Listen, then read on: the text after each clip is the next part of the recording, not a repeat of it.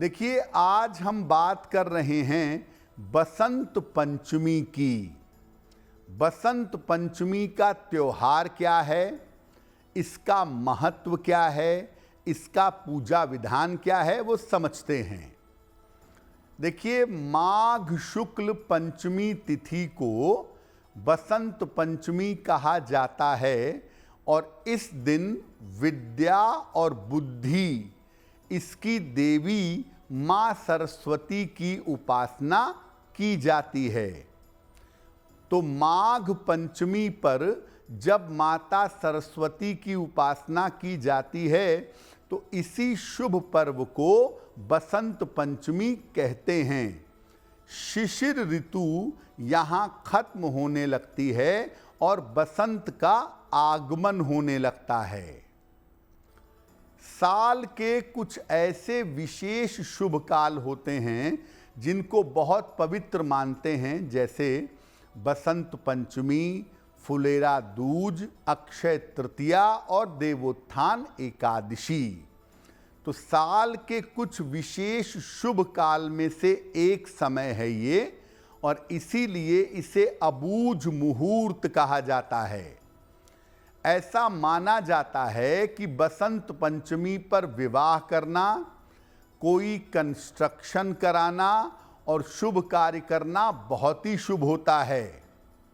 बसंत पंचमी पर बिना पंचांग और बिना मुहूर्त देखे हुए आप कोई भी शुभ और मंगल कार्य कर सकते हैं। ऋतुओं का संधि काल होता है बसंत पंचमी। शिशिर ऋतु, जिसके स्वामी शनि हैं, वो समाप्त होती है और वसंत ऋतु, जिसके स्वामी शुक्र हैं, वो आरंभ होता है। ऋतुओं के इस संधि काल में ज्ञान और विज्ञान दोनों का वरदान मिलता है। इसके अलावा अगर आप बसंत पंचमी पर पूजा करते हैं तो संगीत, कला और आध्यात्म का आशीर्वाद भी मिलता है। यानी अगर आप संगीत के क्षेत्र में, कला के क्षेत्र में या आध्यात्म के क्षेत्र में उन्नति करना चाहते हैं तो बसंत पंचमी पर आपको ये वरदान भी मिल सकता है। अगर कुंडली में विद्या बुद्धि का योग ना हो या आपके जीवन में, आपकी एजुकेशन में, शिक्षा में बाधा आ रही हो, तो बसंत पंचमी पर पूजा करके आप अपनी विद्या बुद्धि को बेहतर कर पाएंगे। और अगर आपकी शिक्षा में बाधा आ रही है तो वो बाधा दूर हो जाएगी। तो बसंत पंचमी पर आपको विद्या बुद्धि, ज्ञान, संगीत, कला और आध्यात्म का वरदान मिल सकता है। और बसंत पंचमी पर मुख्यतः माता सरस्वती की पूजा की जाती है।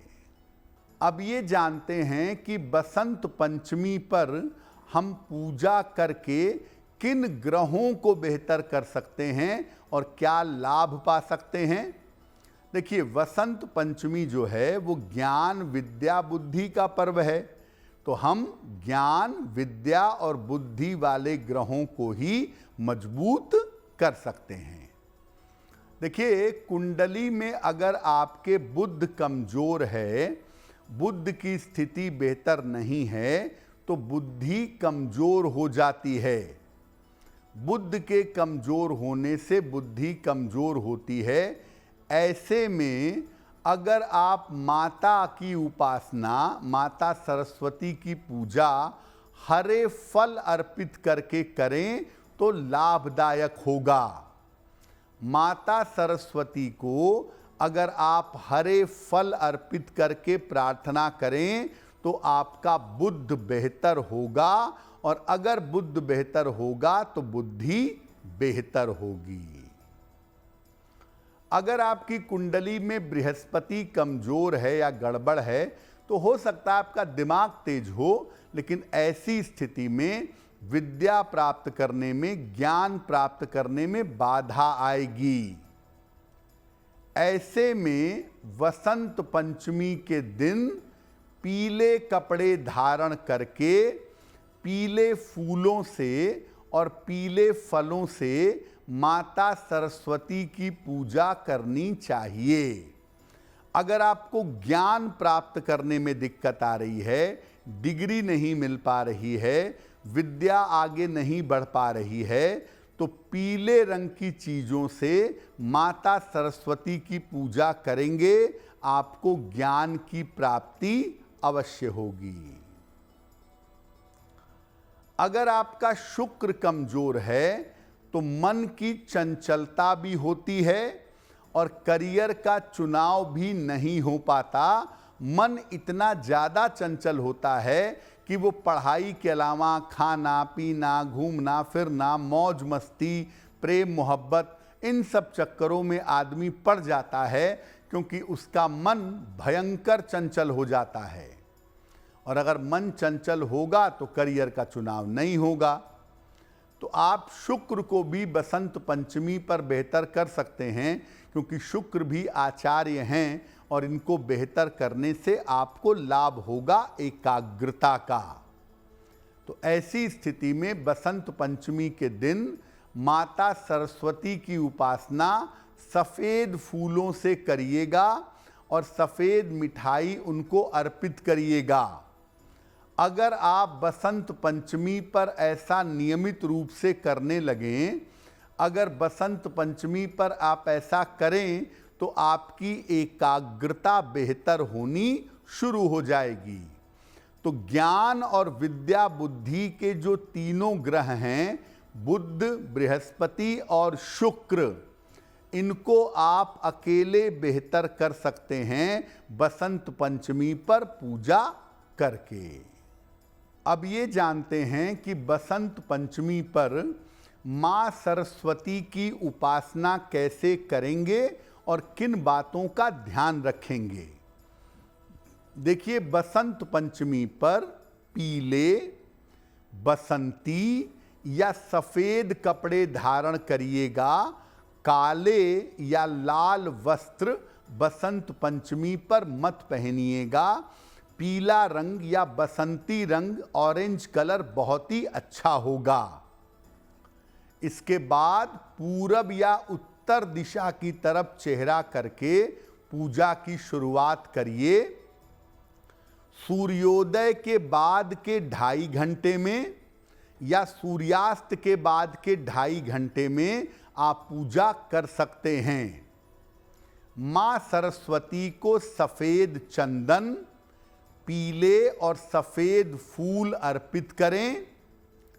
प्रसाद में उनको मिश्री, दही और लावा, जिसको मखाना कहते हैं, ये अर्पित किया जाता है।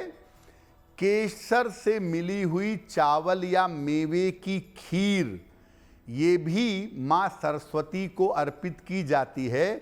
सफ़ेद रंग की मिठाइयाँ उनको मुख्यतः अर्पित करते हैं और सफ़ेद तथा पीले फूल अर्पित करते हैं। ये अर्पित करने के बाद आप माता सरस्वती का मूल मंत्र है ओम ऐं सरस्वत्यै नमः। ओम ऐं सरस्वत्यै नमः, इस मंत्र का जप करें और जप करने के बाद प्रसाद ग्रहण करिए और माता सरस्वती से ज्ञान, विद्या, बुद्धि की प्रार्थना करिए। अगर आप मंत्र या स्तुति नहीं कर पाते तो आप सरस्वती चालीसा सरल भाषा में लिखी है, वो भी पढ़ सकते हैं। अगर आप मुझसे जुड़ करके अपनी समस्याओं का समाधान चाहते हैं और चाहते हैं कि आपकी समस्याओं को ज्योतिष के माध्यम से सुलझाया जाए, तो आप हमसे संपर्क कर सकते हैं, जुड़ सकते हैं एस्ट्रो तक पर।